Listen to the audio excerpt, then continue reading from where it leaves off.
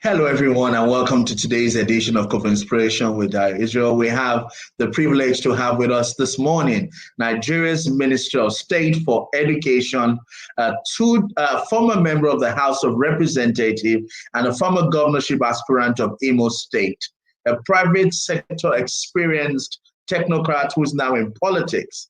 I'm not going to mention the name of our guest yet until I bring in my co-host today. My co-host today is a member of the board of SUBEB.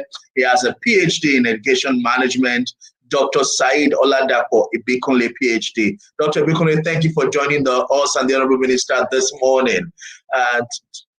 Your mic is muted, Dr. Ibikunle. All right. Okay, yes. Good morning. How are you today? Yeah, I'm good, thank you. Hope you are good. Excellent. Good morning.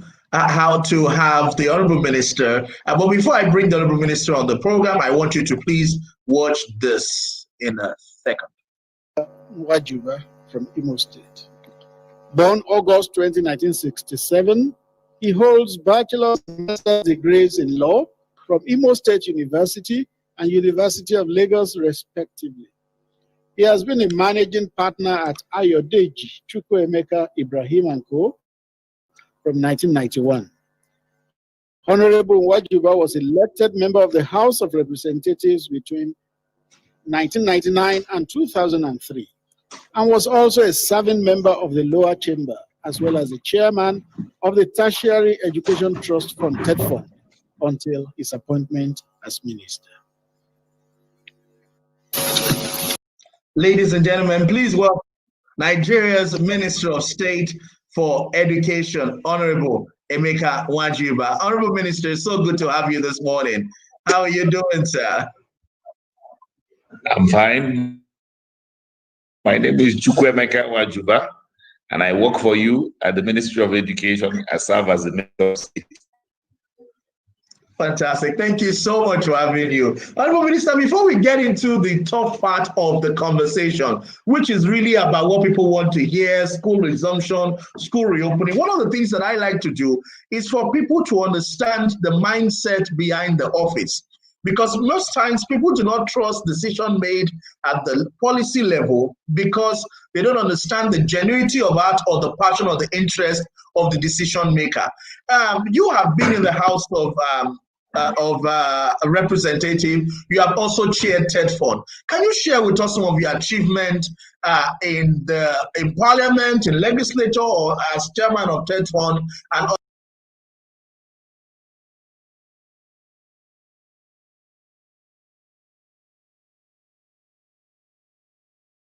other capacity in terms of improving the lives of young people and also in terms of contributing to development of the educational sector? You know, this kind of background helps people to understand that the person who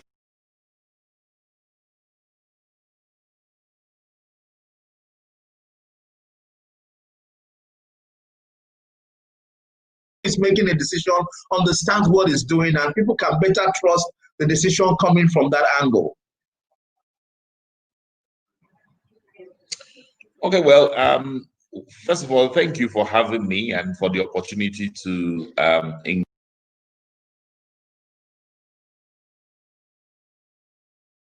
engage my fellow compatriots in service. I appreciate.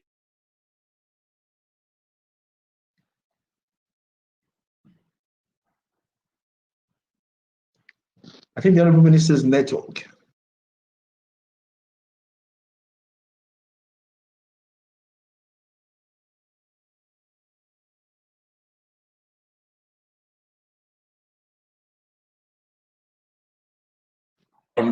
Is from my days as a student union activist in Imo State University,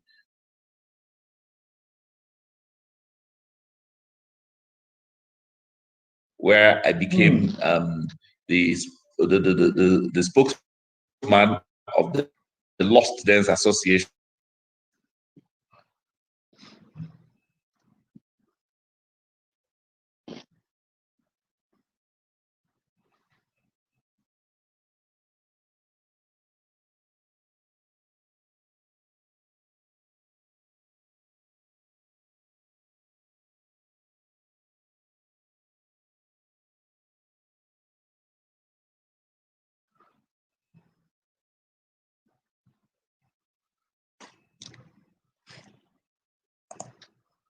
Dr. Bukole, can you hear riots, me?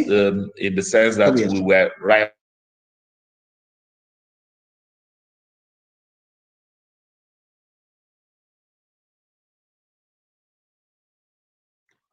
And we used to set out exactly what our views were.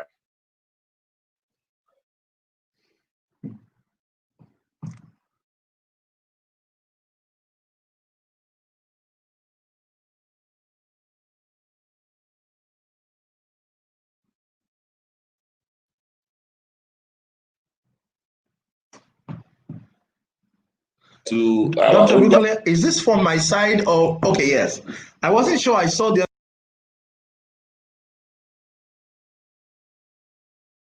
Honorable Minister. Yes, I can hear you now, sir. The internet was fluctuating. You were speaking, sir. Please go ahead. Yes, sir. So from 1990, we set up Ayodeji, Emeka Ibrahim and Co. Myself.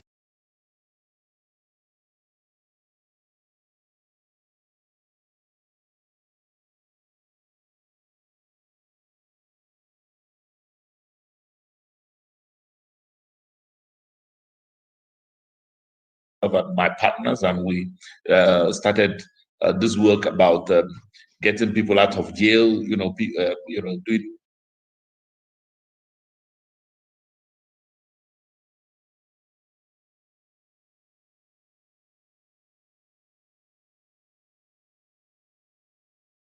pro bono services running around Lagos, Igweshere Magistrate Court, everything, back in the days. And then we took that a little bit further when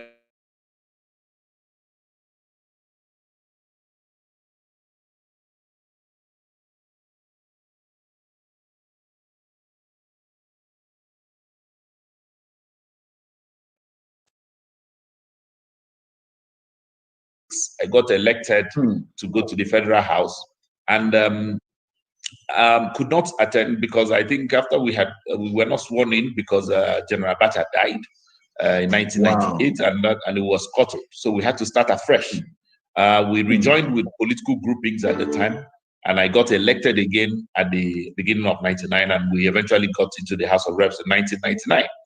I was probably one of the youngest persons at the time, but we were quite active, and I was entrusted with the management of the committee as the chairman of the House Committee on Works, Housing, Lands, and Urban Development at the time. It was all one committee at the time because we had very few committees then. We just had less than 40 committees.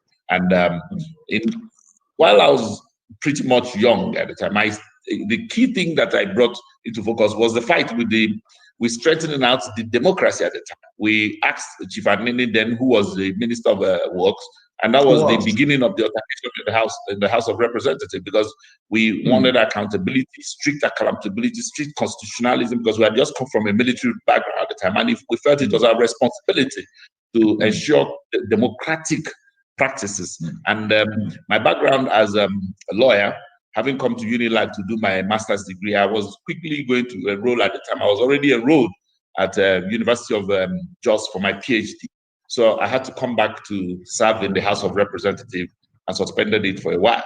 So at the point we were clear that democratic institutions, the governance by the Constitution was more than anything. And people felt at the time we were a bit overboard in fighting or taking issues with President Obasanjo at the time.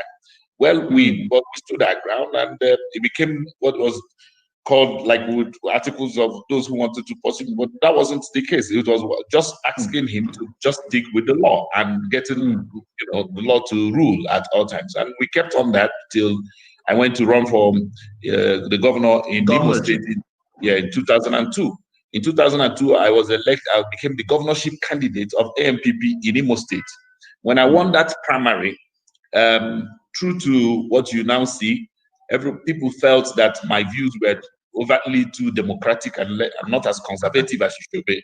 And I was too young to be in that kind of race. So just 3 weeks or 6 weeks to the election, they did a somersault and they said they were going to replace me. So I took all the structures that we had built and moved to another political party, the NDP, and both of us lost anyway. So we got back 2007. Yeah, and I ran again. But this time I ran on the platform. It wasn't on the AMPP again. We ran on the platform of the Labour. And because Labour had, the people in Labour read through everything I had done in the House, because in 2002, we had moved for the establishment of a Universal Basic Education Commission. That product became the 2000 UBEC Act of 2004, because that was when it was eventually signed. Because we fought for total, universal, but you see, when you read the UBEC law, you find out why it is not so good to be too young. Because at the time, we felt that we should do it by force. That's what we wrote in that law. If you read, I'm sure you guys as Sudep will be imagining, how can anybody go around the streets arresting everybody? Who wrote this? That was our creation. I've since 23 years later or 22 years later, I'm a little bit wiser. So I know that we cannot arrest everybody. But we had decided that anybody who does not send their child to school, it was our responsibility to arrest him and imprison him and send his child to school. But we found out in practice after 20 years that that's none of the experience. But that was to show you that we were really serious about getting this done. One of the key things, as chairman of Works and Housing, I felt the need to extract the Ministry of Maintenance as an issue in Nigeria, extract it from the Ministry of Works and Housing, and created FEMA. That is why FEMA was also the law creating FEMA was also established under my watch, because we felt that the maintenance of roads, and I still insist, even now, it remains one of my own cardinal views, that the maintenance of the assets that the federal government has instituted over time must have a program and workable pattern of maintaining all of them. So truly, between education, works, power, housing, I've done quite a lot of engagement. But I ran for governor again because I wanted to translate some of my views in the legislature, because I found the legislature a bit limiting, because you're discussing with 360 people, you're talking another 109 senators before we can forge a view. And navigating that was quite interesting. And then, so I felt that if I continue seeking executive power, I can start from my state and explain to my state what needs to be done. But when I wrote up the manifesto of 2002 and 2003, and subsequently in 2007, a lot of people felt it was too radical, it was too futuristic, because at the time I was talking about what we must do to reverse teacher decline, because I saw ahead of now that we will have a teacher decline. And if we have a teacher decline in a STEAM, it will lead to student learning experience decline. So everything is hinged on the quality of what you're bringing to the classroom and how you teach. We had proposed in 2002 to establish a computer engagement scheme, because if you're programming for a digital world that we have now come to, because that's in 2003 when I wrote those pamphlets, I was still talking about in the future that we're going to use computers to learn. Now we are now here and we are still not there. So it's those are the contradictions in trying to achieve something and not being able to achieve them. In 2011, when we had taken a beating at in AMPP, all of us agreed that we will go with the president and go form our own political party. We then formed the CPC, and I became the governorship candidate of CPC again in Imo State in 2011.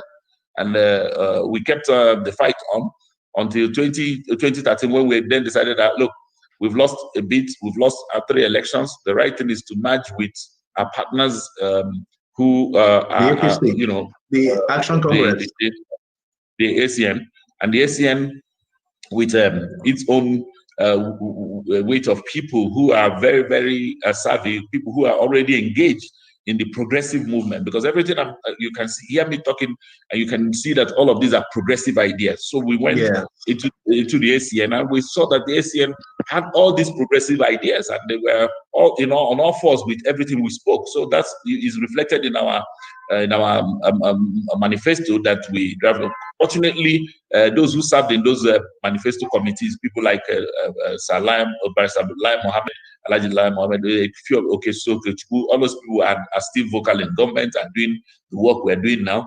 But I served in the Constitution Committee because at the time I had just completed my thesis in 2011 for my PhD. So I returned to excuse myself from there to come back to write the Constitution And we produced a meaningful document which we tabled to the rest of the committee, which they approved, which is actually a socially democratic, progressive constitution that is aimed solely at improving the welfare of Nigerians. That's why we formed a government that is establishing things like Ministry of Humanitarian Affairs. You've never heard of that before. And disaster How can a government management come and say that disaster management? Those are ministries that tells you that this is a people's programmed government.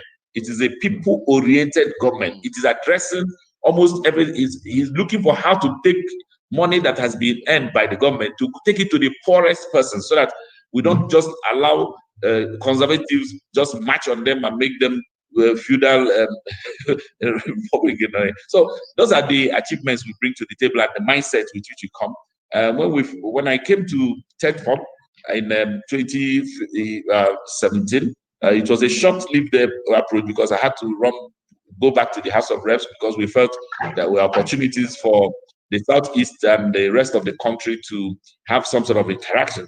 It was at that point that I tried to run in the House of Reps again. I then was in TEDFON for a year. In the 1 year that we were there, we changed the way TEDFON was perceived.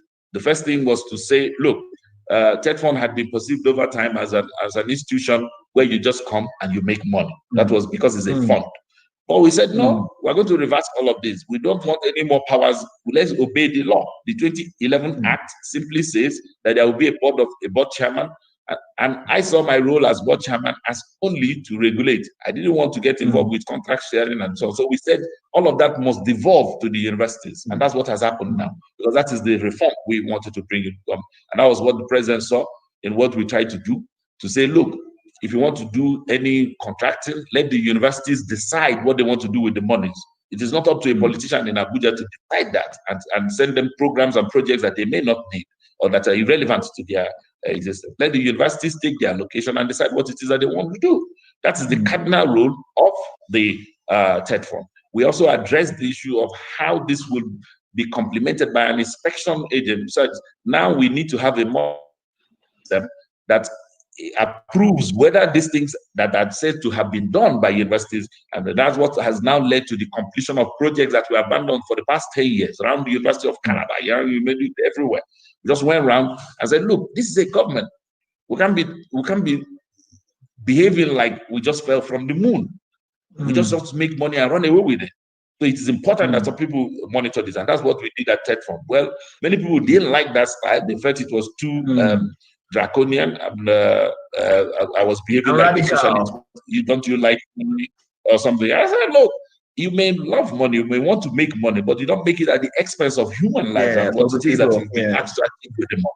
So let's get this work done. And that was, well, I was still in the process when the president summoned me to come and serve as Minister of State at the Ministry of Education. Now here, 1 year on, we've reviewed a lot of things. First things first, I believe that if we don't improve the quality of our teaching profession. Sorry, Honorable Minister. I just want to quickly pick from somewhere you mentioned now, which is really affecting the some of our, I can say, operation at the basic level, or as it concerns the basic education. I know that before, it used to be Education Trust Fund, before it became TEDFON, which centers on tertiary education alone. But prior to that, there are certain infrastructure which are intervention funds for basic education. And today you realize that majority of those structures are abandoned across the country. Let me use that word now. What actually is the plan? Because if they abandon, it means they can no longer access that fund by contractors to finish those projects. What are the plans, sir, to ensure that, those infrastructures that are meant for basic education, while they were still accessing the ETF, what are the plans to ensure that they are completed? Because all of a sudden, the law changed. It became tertiary education fund. Basically, could no longer the basic education could no longer access that fund. to complete those infrastructural development. All of them now are abandoned.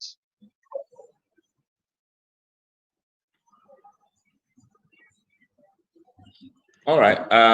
I don't know if I can get Dayo to change my name on this platform to Honorable Hon Nwajiuba. Okay, I will do that right away. It refers to me because Mecca refers to how people used to call me in primary school as a it's not official. It's like a guy name.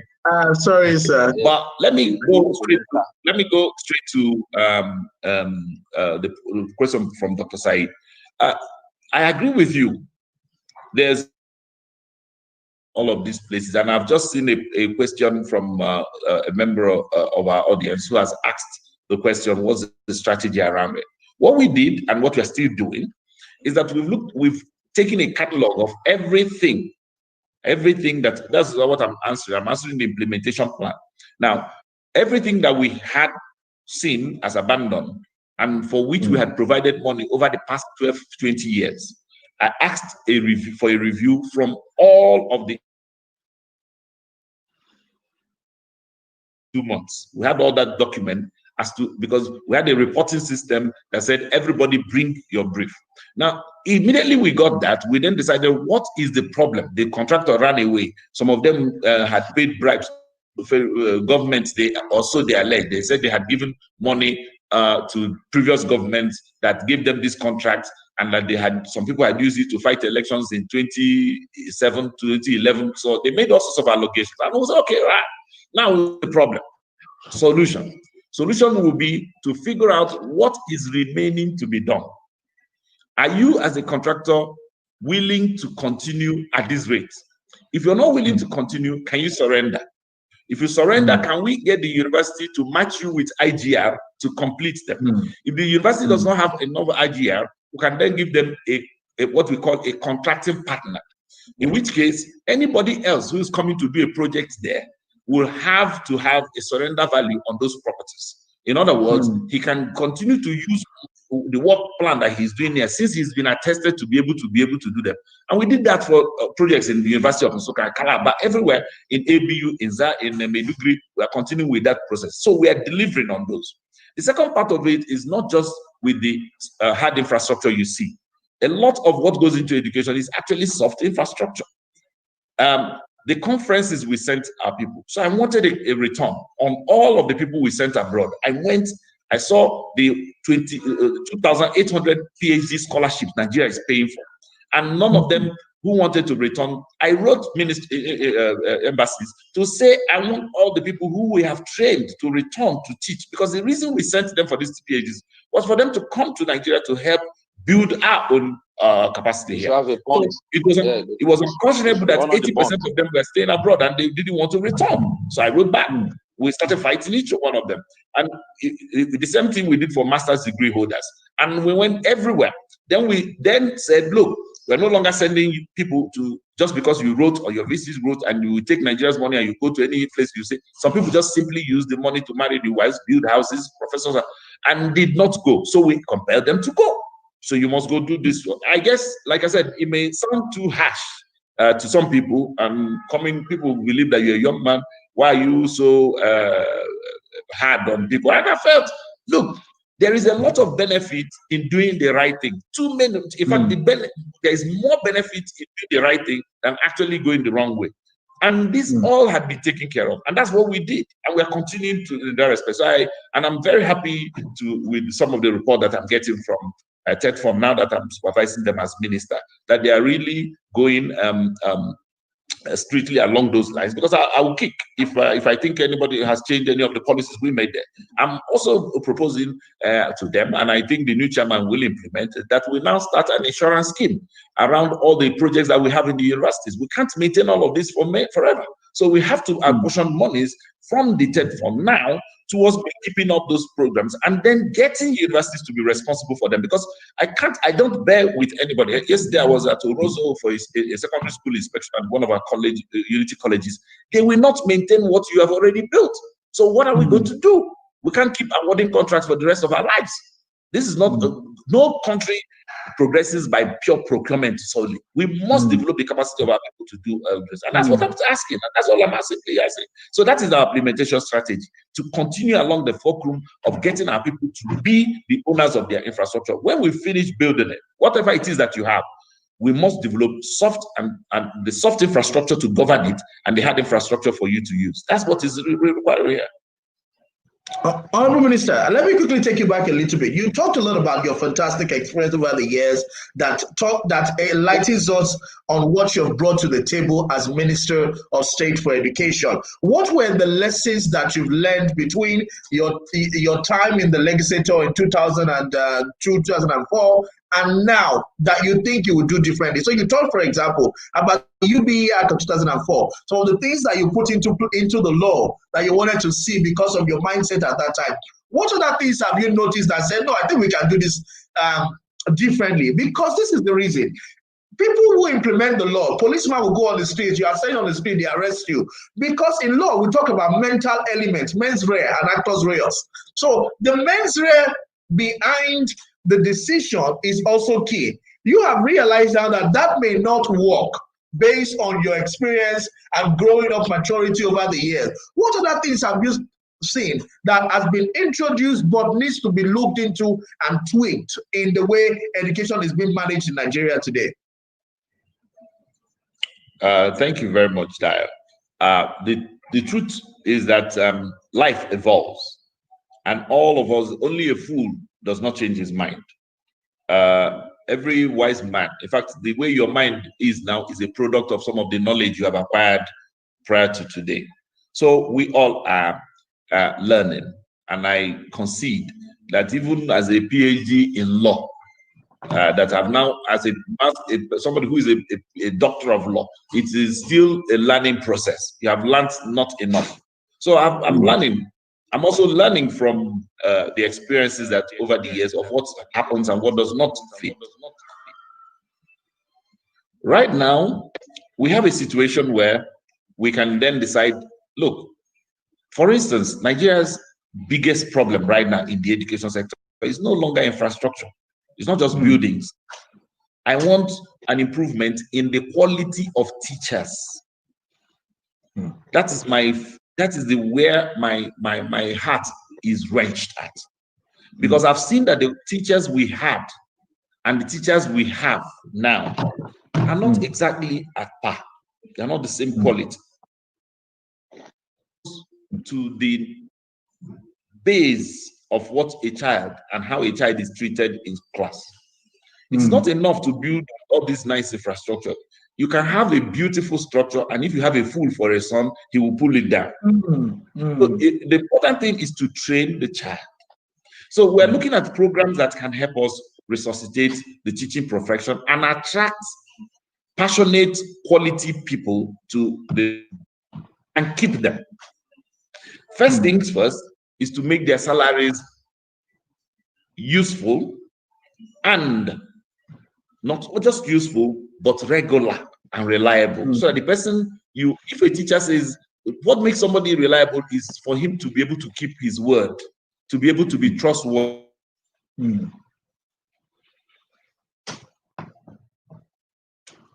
Doesn't become reliable, it becomes a lie, it becomes a cheat. So we must first of all aid that.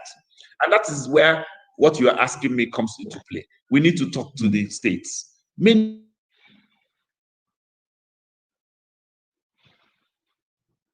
Many states not pay, even the good teachers that they have, they do not pay them well. Many states that even pay at all do not pay regularly. These days you find to let sign and they say teachers not allowed. I met with a conference of young people who are in colleges of education, and they're telling me that girls don't want to marry teachers. How sad can a society be? Then everybody is migrating to private institutions. Who will produce the workforce of Nigeria if all of us become the children of big men? People berate me that why did I have 5 children, all of them studying in public institutions in Nigeria, and they think I'm being funny. But I felt that, look, if I'm going to commit to Nigeria, it is all of. Oh, I think the network of the Honorable Minister is having a bit of a challenge. He's going to rejoin us back.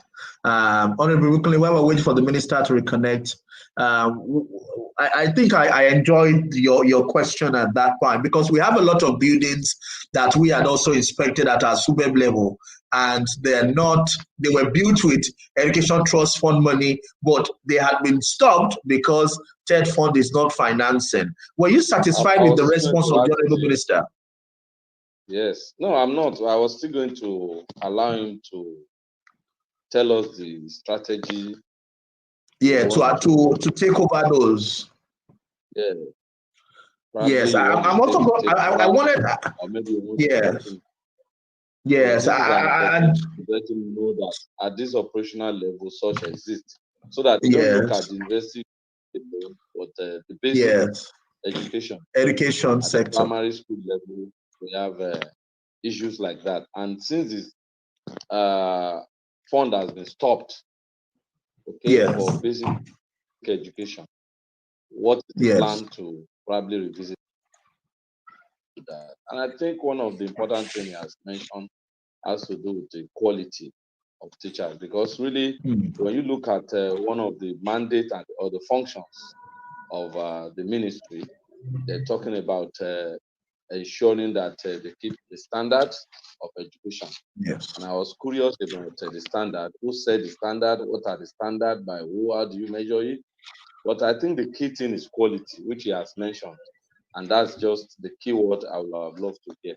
And I think the thinking of the Honorable Minister in that line is a good one. Because the classroom is really, like I used to say, is a factory where our products are being molded, are being, fine-tuned. So, and the only interaction there is between the teacher and the students. So, who is teaching?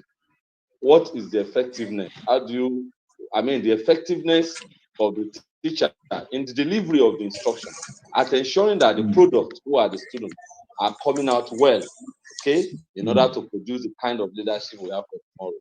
So the right keyword there will have been the quality. Standard as yes, Honorable Minister, you were. Oh, sorry, Honorable Minister is back. Yes, he's back. Yes, Honorable Minister, sir. You were speaking, we're just trying to review some of your thoughts. Yes, I was actually listening to you, Dr. Said.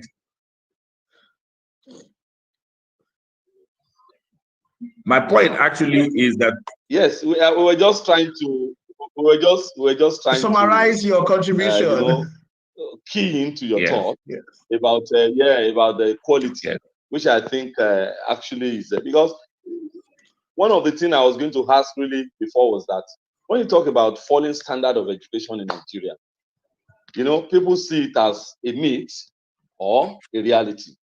In other words, there have been questions at various forums where people ask, who really set the standard?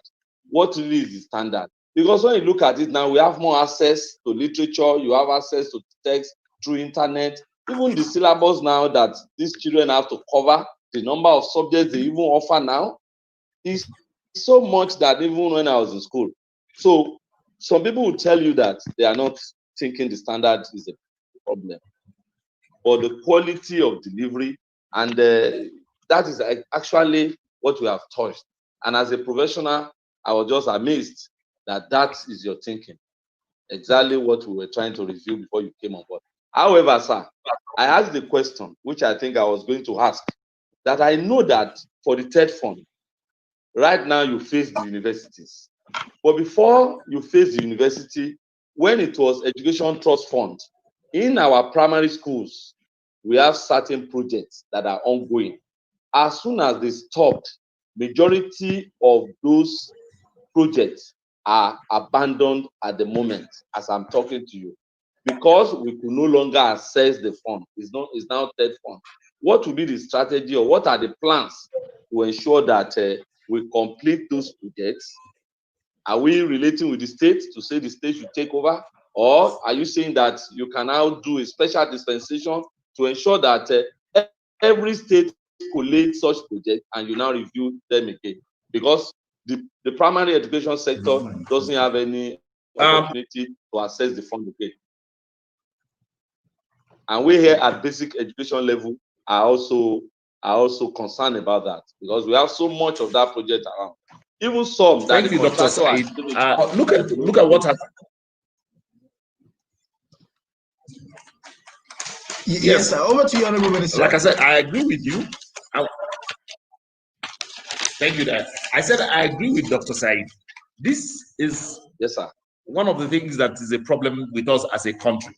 All of those contracts that you're referring to, contractors were given the monies in the primary schools and secondary schools. I've gone ahead to pay. I'm still paying for contracts that were awarded in 2019, 2009, 2007. Now, they didn't take it seriously at the time because when people have got these contracts, and I don't have any problem with contracts. All I'm asking is that you do them. You do them. So the mindset with which Nigeria had been approached for a long time, for many throughout the from military to the early parts of this, which was what actually we came into government to correct, is the mindset that you can actually get contract from government, pocket the money, and then say goodbye to everybody, and next year we award another one. Now, that is the part that I'm not agreeing with.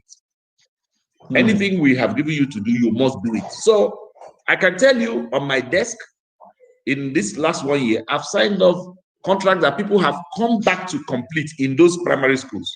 Now, if you have any of those primary schools or secondary schools where any of these ETF money are still outstanding, kindly write the ministry. I would follow up on that with you, sir. Excellent, Thank you, sir. I think I'm happy that we are having this engagement. I thank you. That will be done because we've really done the enumeration of all this. And we'll do that. You'll see us in the next 48 hours. I can assure you. But let me just continue along the teacher trajectory. Yes, sir. And I know that other SUBEB across the country are listening to you now.